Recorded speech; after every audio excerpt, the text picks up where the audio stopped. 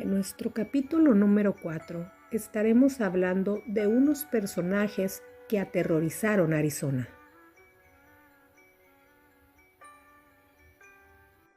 Arizona es escondida por el desierto infinito, sus pueblos aislados y sus carreteras que parecen nunca terminar. Pero bajo ese paisaje silencioso, durante décadas caminaron depredadores. Hombres que usaron el aislamiento, el calor y la soledad para matar sin ser vistos. Esta no es la historia de uno, es la historia de varios hombres que Arizona jamás pudo olvidar. El desierto como cómplice. Se dice que en Arizona desaparecer es fácil. Un cuerpo puede tardar días, semanas o nunca ser encontrado. Y eso lo sabían muy bien quienes cazaban personas como presas.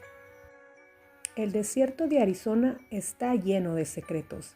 La lista de asesinos seriales de Arizona desenterrará alguno de esos secretos, mostrando los horrores ocultos que están grabados en las piedras del Gran Cañón y enterrados bajo la belleza del sexto estado más grande de Estados Unidos. Se dice que en el verano del 2005, Phoenix fue azotada por dos asesinos seriales a la vez, los tiradores en serie y el llamado Baseline Killer. Circulaban por toda la ciudad sin miedo. La prensa lo llamó el verano del miedo.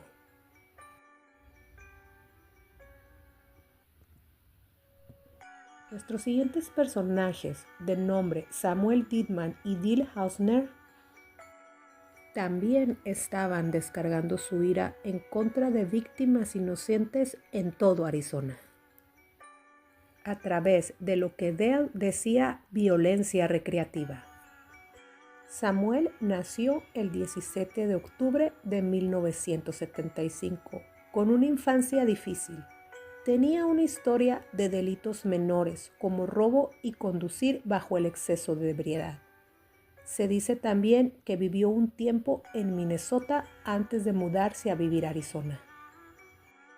Dale nació el 4 de febrero de 1973 en el estado de Arizona, con una infancia y vida aparentemente normal.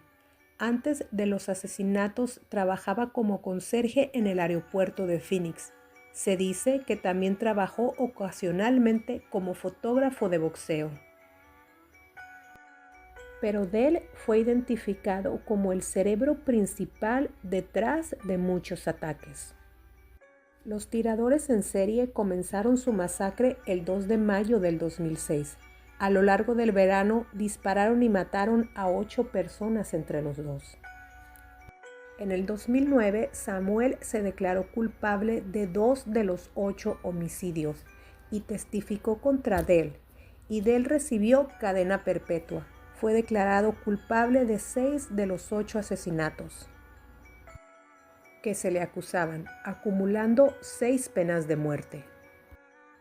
Pero tiempo después, Dale fue encontrado muerto en su celda el miércoles 19 de julio del 2013. La policía dictaminó que la causa de fallecimiento fue un suicidio por sobredosis. Las investigaciones posteriores revelaron la causa de muerte, que fue por intoxicación, lo que significa que sufrió una sobredosis de antidepresivos. Nuestro siguiente personaje, de nombre Baseline Killer. Mark Goddard, mejor conocido como Baseline Killer, se sabe que nació el 6 de septiembre de 1964, lugar de nacimiento Phoenix, Arizona. Con una infancia dura y traumatizada, se sabe que desde muy joven estuvo involucrado con problemas con la ley. Se dice que pasó años en prisión por delitos violentos antes de la serie de crímenes notorios. Se dice que antes de convertirse en un serial, Mark trabajaba como obrero de construcción en las áreas de Phoenix. Se dice que Mark ya tenía un historial criminal previo. Fue condenado por asalto agravado, robo a mano armada y secuestros años anteriores, pasó más de una década en prisión antes de ser liberado en el 2004. Era conocido por ser adicto a las drogas, especialmente al crack. Reconoció públicamente su lucha contra las drogas. Mark estuvo más activo entre agosto del 2005 y junio del 2006. Después de ser arrestado en septiembre del 2006, fue acusado de 9 asesinatos, la mayoría de mujeres. Varias víctimas fueron atacadas a punto de pistola. Su modus operandi era de atacar a mujeres solas, personas desprevenidas, en las paradas de autobús o en los lavados de carros. Generó gran pánico entre la comunidad y llevó una de las mayores investigaciones de la policía en la historia de Phoenix. Finalmente fue arrestado el 4 de septiembre del 2006. Además de los cargos de agresión, secuestro y robo a mano armada, fue un total de 74 cargos de delito grave. Una parte de sus condenas incluyeron una sentencia de 438 años de prisión por los casos de agresión en el 2005. En posteriores juicios fue condenado a otros crímenes y recibió múltiples sentencias de muerte. Se dice que el día de hoy Mark está en el corredor de la muerte en una prisión estatal de Arizona, cumpliendo cadenas que suman miles de años debido a los asesinatos y delitos graves que cometió. Nuestro siguiente personaje, de nombre Corey Morris, alias el asesino del crack. Nacido en Oklahoma City el 10 de mayo de 1974, no hay registros públicos de abuso o violencia extrema en su infancia, algo que lo diferencia de otros asesinos seriales. Corey no parecía a simple vista alguien capaz de hacer daño. Vivía en Phoenix, tenía estudios universitarios, trabajaba en una empresa de telecomunicaciones y llevaba una vida que por fuera parecía normal. Nadie sospechaba que detrás de esa apariencia común se escondía una de las historias más oscuras de la ciudad. Entre el 2002 y 2003, varias mujeres empezaron a desaparecer en el área de Phoenix. Eran mujeres en situaciones vulnerables, unas sin hogar, otras atrapadas en la adicción o por la necesidad económica. Personas que muchas veces la sociedad deja de mirar, y fue precisamente esa invisibilidad la que Corey aprovechó. Corey usaba su coche y su aparente amabilidad para ganarse la confianza de estas mujeres. Les ofrecía ayuda, un lugar donde descansar o simplemente una conversación. Pero una vez que entrabas a su mundo, ya no salías.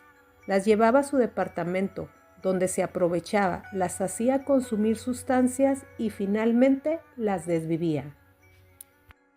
Después escondía los cuerpos en el desierto, como si quisiera borrar toda huella de su existencia.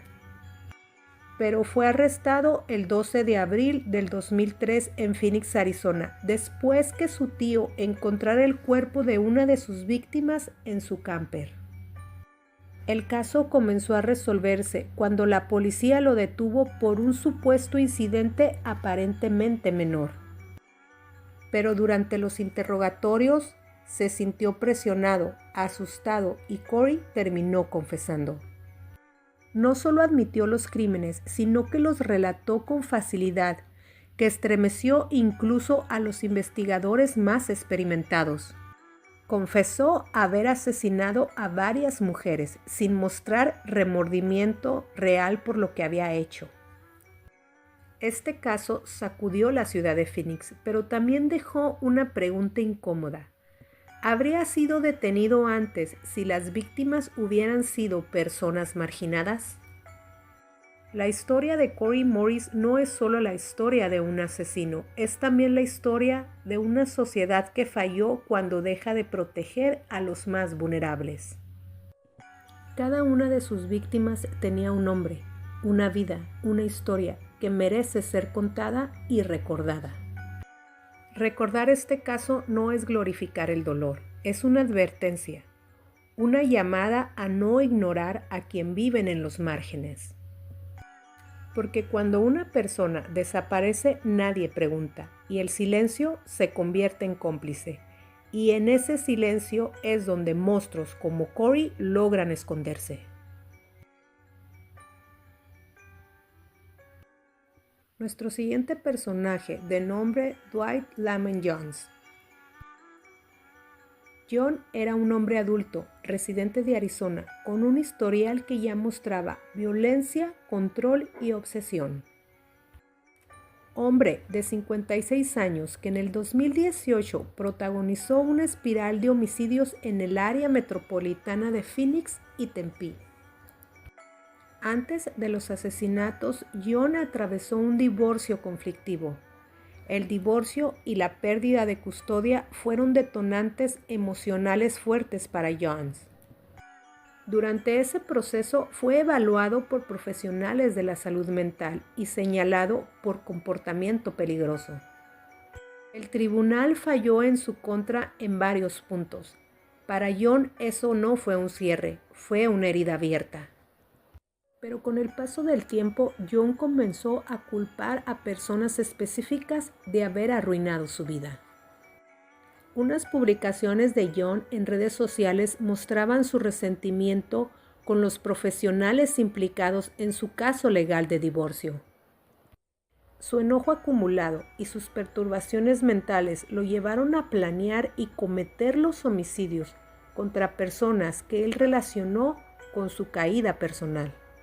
Las autoridades atribuyeron al menos 6 homicidios durante su violencia. Primera víctima.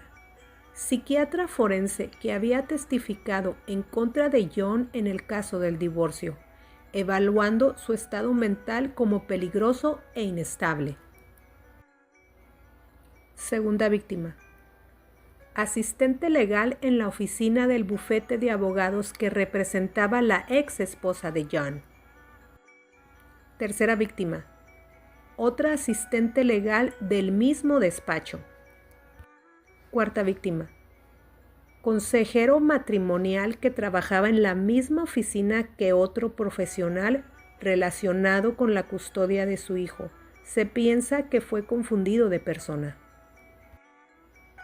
Quinta víctima. Mujer de 70 años encontrada muerta en su residencia de Fountain Hills. No se tiene claro la conexión con John.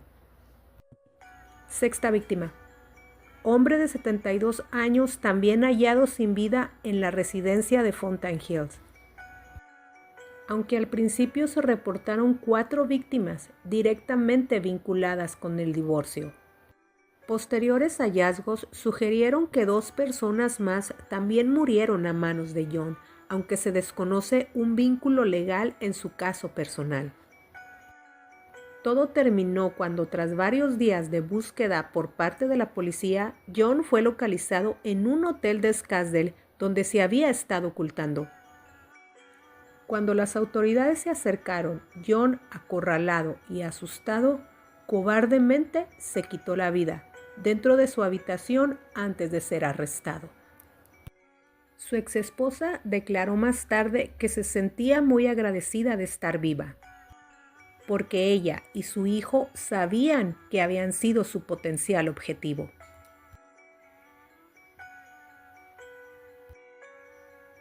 Arizona es un estado donde el sol quema fuerte durante el día, pero donde la oscuridad parece esconder secretos más profundos que el desierto. Desde el Baseline Killer, los 2 tiradores en serie, hasta el asesino del crack, pasando por otros casos que nunca llegaron a los titulares más grandes, pero estuvieron ahí. Esta tierra ha visto cómo la obsesión, el presentimiento y la violencia humana se entrelazan en la vida cotidiana. Cada víctima tiene un nombre, cada historia deja cicatrices y cada asesino nos recuerda que la maldad puede esconderse detrás de rostros comunes, de vecinos tranquilos y de colegas aparentemente inocentes.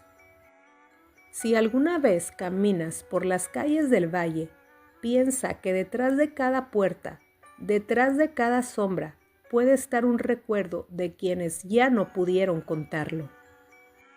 Arizona guarda secretos que aún susurran, incluso cuando nadie los escucha. Recuerda sus nombres, recuerda sus historias y mantén los ojos bien abiertos.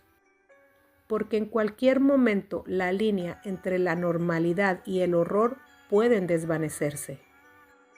Nos despedimos. Yo soy Cintia y esto fue Misterio 360.